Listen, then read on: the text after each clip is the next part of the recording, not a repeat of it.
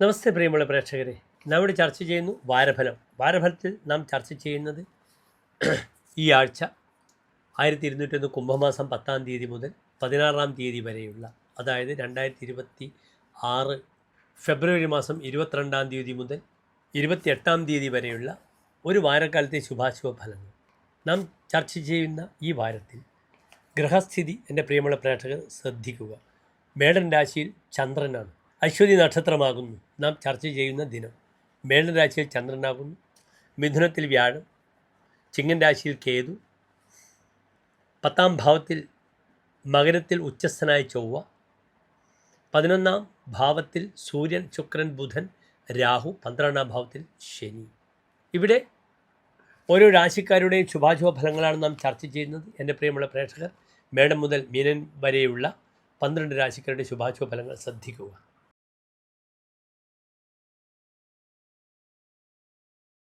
ചിത്ര നക്ഷത്രത്തിൻ്റെ അവസാനത്തെ 30 നാഴിക, ചോതി വിശാഖം നക്ഷത്രത്തിൻ്റെ ആദ്യത്തെ 45 നാഴിക വരുന്ന 2.25 നക്ഷത്ര സമൂഹം.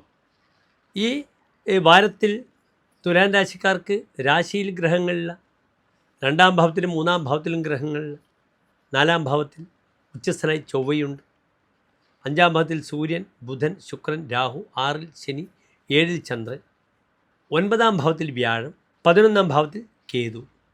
ഇവിടെ പ്രായണ തുലാൻ രാശിക്കാർക്ക് ഈ വാരം പ്രായണ അനുകൂലമായൊരു വാരമാണെന്ന് തന്നെ പറയണം.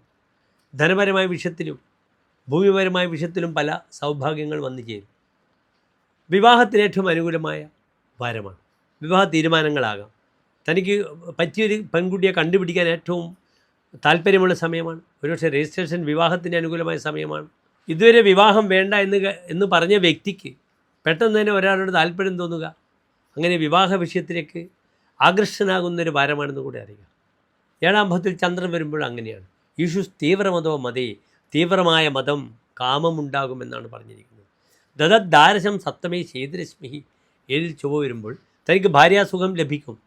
കാര്യമായ അഭിനിവേശം ഭാര്യയോട് പുലർത്താൻ പറ്റുന്ന വാരമാണിത്. അതിനാൽ ഭാര്യയെ കാണുന്നു, ഭാര്യാസുഖം ലഭിക്കുന്നു. യുവാക്കൾക്കോ യുവതികൾക്കോ തനിക്ക് ഇഷ്ടപ്പെട്ടവരുമായി സല്ലപിക്കുവാനുള്ള ഫ്ലേർട്ട് ചെയ്യാനുള്ള അവസരം ലഭിക്കുന്നു. വിവാഹ തീരുമാനങ്ങൾ ഉണ്ടാകുന്നു. ഇതിനൊക്കെ വാരം വളരെ ഗുണമാണ്. ഏതായാലും ഭൂമിപരമായ വിഷയത്തിലും വളരെ നല്ലതാണ്. 4-ൽ ചൊവ്വ തൽക്കാലം അവിടെ തന്നെ ഉണ്ട്. അതിനാൽ ഭൂമി വിഷയത്തിൽ വളരെ അനുകൂലമാണെന്ന് അറിയുക. പിന്നെ സന്താന വിഷയങ്ങൾക്കും വളരെ നല്ലതാണ്. അവരുടെ ഉപരിപഠനം, അവർക്ക് വേണ്ട സ്കോളർഷിപ്പ്, ഇതൊക്കെ ലഭിച്ച് അവർക്ക് ഒരു യാത്രക്ക് അനുകൂലമായ സജ്ജമായ സമയമാണെന്ന് മനസ്സിലാക്കണം. ഈ ഒരു വാരം നല്ല ഫലത്തെ പ്രദാനം ചെയ്യുന്ന വാരമാണ്. സാമ്പത്തികമായും വളരെയധികം ബെനിഫിറ്റ് ഉണ്ടാകും. കാരണം ചന്ദ്രൻ്റെ 3-ലും 11-ലുമായി എല്ലാ ശുഭഗ്രഹങ്ങളുമുണ്ട്. അത് വസുമത് യോഗമാണ്. അതീവ വസുമൽ, വലിയ ധനയോഗം കാണുന്നു. ഏതെങ്കിലും രീതിയിൽ ഗാംബ്ലിംഗ്, ലോട്ടറി അടിക്കാനൊക്കെ വളരെ നല്ല സമയമാണ് തുലാൻ രാശിക്കാർക്ക് ഈ ഒരു വാരം. അവിചാരിതമായ ലോട്ടറിയിലൊക്കെ ഉണ്ടാവുക, അല്ലെങ്കിൽ പെട്ടെന്ന് ഭൂമി വിൽപ്പന ഉണ്ടാവുക, അല്ലെങ്കിൽ ഭൂമി അക്വിസിഷൻ ചെയ്ത് വലിയ കാശ് കിട്ടുക, പെട്ടെന്ന് സമ്പന്നനാവുക, അതിനൊക്കെ അനുകൂലമാണ് ഈ വാരമെന്ന് മനസ്സിലാക്കുക.